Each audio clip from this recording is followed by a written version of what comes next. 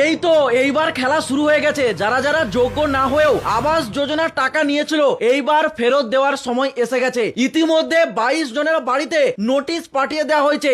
আগামী 7 দিনের মধ্যে তাদেরকে আবাস যোজনার টাকা ফেরত দিয়ে যেতে হবে। ঘটনাটি ঘটেছে বীরভূম জেলার নলহাটি 2 নম্বর ব্লকের একটি এলাকায়। সেই এলাকায় 22 জনকে ব্লক অফিসের তরফ থেকে নোটিশ পাঠানো হয়েছে। মুখ্যমন্ত্রীর নির্দেশ অনুযায়ী ব্লকে সমস্ত লিস্ট বের করা হয়েছে। কারা কারা আবাস যোজনা পেয়েছে, তাদের মধ্যে কারা কারা যোগ্য আর কারা কারা অযোগ্য। সেইখানে একটি এলাকায় 22 জনকে নোটিশ পাঠানো হয়েছে, কারণ তাদের মতে সেই 22 জন সরকারের যে ক্রাইটেরিয়া সেটা ফুলফিল করেনি, মানে তাদেরকে অযোগ্যের খাতায় রেখেছে। তাও অযোগ্য হওয়ার পরেও তারা আবাস যোজনার প্রথম কিস্তি 60,000 টাকা করে নিয়েছে। সেইটাই এবার আগামী 7 দিনের মধ্যে তাদেরকে ফেরত দিতে হবে, কারণ ব্লক অফিস থেকে এইরকম 22 জনকে নোটিশ পাঠানো হয়েছে এবং নোটিশে একদম স্পষ্ট ভাবে উল্লেখ করে দেওয়া হয়েছে যদি সরকারি টাকা আগামী 7 দিনের মধ্যে তারা ফেরত না দিয়ে যায় তাহলে সরকারের যে সমস্ত প্রকল্প সুযোগ সুবিধা থেকে তাদেরকে বঞ্চিত করা হবে এবং তাদের উপর আইনি পদক্ষেপ নেওয়া হবে। আমাদের শুভেন্দু অধিকারী তিনি মুখ্যমন্ত্রী হওয়ার পরেই কিন্তু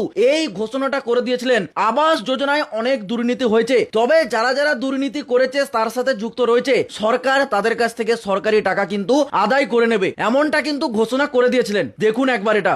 বাড়ির যে টাকা লুট হয়েছে সেই লুটের টাকা ফেরত করানো এবং তাদের বিরুদ্ধে প্রয়োজনীয় ব্যবস্থা নেওয়ার কাজ এখানকার জেলা প্রশাসন করবে, আমি এটা নজর রাখবো। তাহলে পুরো বিষয়টা শুনলেন, যারা যারা যোগ্য না হয়েও আবাস যোজনার টাকা নিয়েছে এইবার কিন্তু তাদেরকে সেগুলো সব ফেরত দিতে হবে। আর শুনে রাখুন আগামী 20 জুলাই থেকে আবাস যোজনার সার্ভে কিন্তু শুরু হচ্ছে, তো সতর্ক থাকুন। পারলে এই ভিডিওটা অবশ্যই শেয়ার করে দেবেন যাতে সকলে এটা শোনার পর একটু সতর্ক হয়ে যায়, কারণ আইন সবার জন্য সমান, এটা অবশ্যই সবাইকে মাথায় রাখতে হবে। এটাই বলার ছিল।